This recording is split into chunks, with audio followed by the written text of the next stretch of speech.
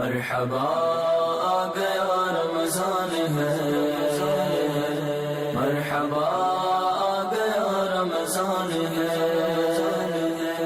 مرحبا۔ بسم اللہ الرحمن الرحیم۔ بسم اللہ والصلاة والسلام علی رسول اللہ۔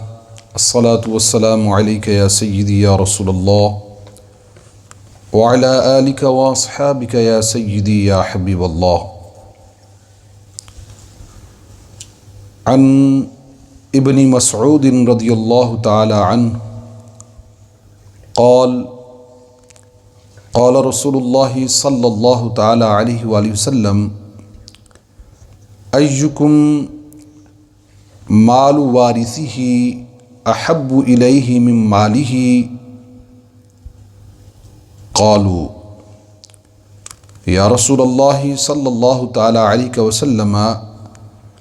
ما منا احد الا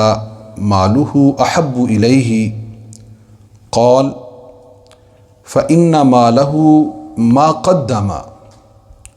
ومال وارثہ ما اخر او کما قال رسول اللہ صلی اللہ تعالی علیہ وآلہ وسلم۔ یہ حدیث مبارکہ جس کے راوی جناب سیدنا حضرت عبداللہ ابن مسعود رضی اللہ تعالی عنہ ہیں، یہ حدیث مبارکہ الترغیب والترہیب کے اندر موجود ہے۔ پیارے مصطفیٰ کریم صلی اللہ تعالی علیہ وآلہ وسلم نے استفسار فرمایا، سوال کیا۔ آقا صلی اللہ علیہ وسلم نے فرمایا کہ تم میں کون ہے کہ اسے اپنے وارث کا مال اپنے مال سے زیادہ محبوب ہو؟ وارث کون ہے؟ جب انسان اس دنیا سے جاتا ہے، دار بقا کی طرف انتقال کرتا ہے، تو جو اس سے پیچھے جو وارث بنتے ہیں، مال کے وارث بنتے ہیں، اولاد ہے، دیگر بھائی بہن ہیں، تو آقا کریم صلی اللہ تعالیٰ علیہ وآلہ وسلم ارشاد فرماتے ہیں کون ہے کہ اسے اپنے وارث کا مال اپنے مال سے زیادہ محبوب ہو؟ تو صحابہ کرام رضوان اللہ تعالیٰ علیہ مجمعین عرض کرتے ہیں یا رسول اللہ صلی اللہ تعالیٰ علیہ وسلم، کوئی بھی ایسا شخص نہیں ہے کہ جو اپنے مال کو کسی دوسرے کے مال سے زیادہ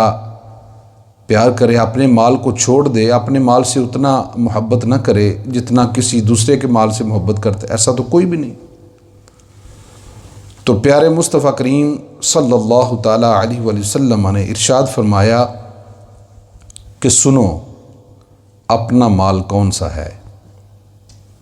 کریم آقا صلی اللہ تعالیٰ علیہ وسلم، میرے آقا صلی اللہ علیہ وسلم کی زبان سے حق ہی نکلتا ہے، وہ زبان حق ترجمان ہے۔ کریم آقا صلی اللہ تعالیٰ علیہ وآلہ وسلم نے فرمایا کہ سنو فَإِنَّ مَالَهُ مَا قَدَّمَ، جو مال تیرا ہے نا وہ ہے جو تو نے اپنے ہاتھوں سے آگے بھیجا ہے۔ پیارے مصطفیٰ کریم صلی اللہ علیہ وسلم ارشاد فرماتے ہیں کہ جو مال تو اکٹھا کر رہا ہے نا، جس کو ہم سیونگ کا نام دیتے ہیں، تو کریم آقا صلی اللہ علیہ وسلم فرماتے ہیں وہ تیرا مال نہیں، وہ تو تیرے وارث کا مال ہے۔ اب یہاں پہ جو حدیث مبارکہ میں نے آپ کے سامنے بیان کی ہے، جس کے راوی جناب سیدنا حضرت عبداللہ ابن مسعود رضی اللہ تعالیٰ عنہ ہے، اور اس حدیث مبارکہ کو مزید سمجھنے کے لیے آقا کریم صلی اللہ علیہ وسلم کا ایک اور فرمان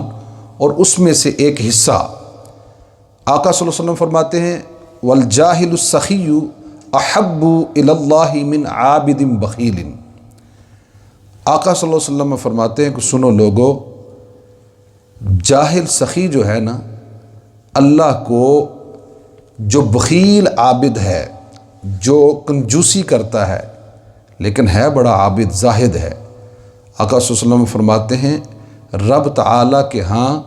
اس جاہل سخی کی زیادہ وقعت ہے، یا خالق کائنات جل وعلا اسے زیادہ پسند فرماتا ہے عابد بخیل سے۔ پتہ یہ چلتا ہے کہ راہ خدا میں دینا یہ ایک اتنا بڑا کام ہے کہ خالق کائنات جل وعلا اس معاملے میں جاہل کو بھی پسند فرماتا ہے۔ تو بھائیو، میرے آقا صلی اللہ علیہ وسلم کی باتیں سوائے عقل مند کے کوئی اور نہ سن سکتا ہے نہ یاد رکھ سکتا ہے۔ یہ مہینہ، یہ ماہ مبارک جس کا اکثر حصہ یا آدھا حصہ اب 16ویں روزے میں ہم موجود ہیں، اکثر حصہ ہم سے گزر چکا ہے اور آدھا ہم گزر چکے، اب آدھا رہ گیا ہے، اور یہ وہ مہینہ ہے کہ راہ خدا میں ایک چیز پیش کی جاتی ہے، خالق کائنات جل وعلا اس کا ثواب 70 گنا کر کے عطا فرماتا ہے۔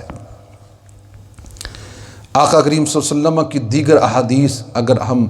بغور مطالعہ کریں تو پتہ یہ چلتا ہے جو ہم نے کھایا پیا وہ ہم نے فنا کر دیا،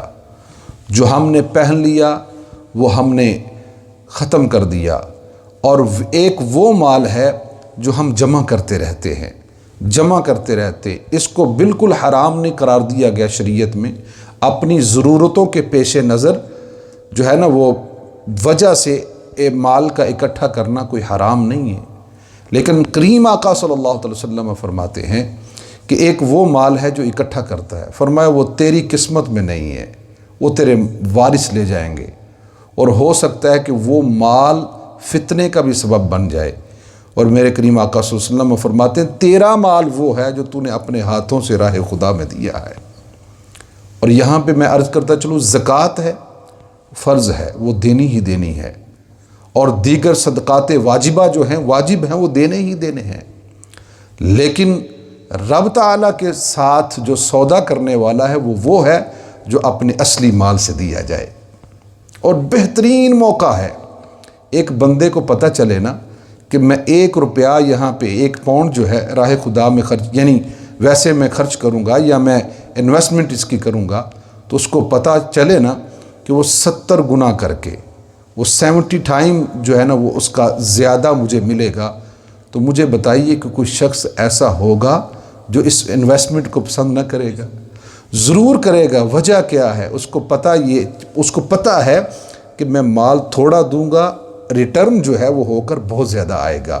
تو بھائیو، عقل مندی یہ ہے کہ اپنے رب سے سودے کیے جائیں،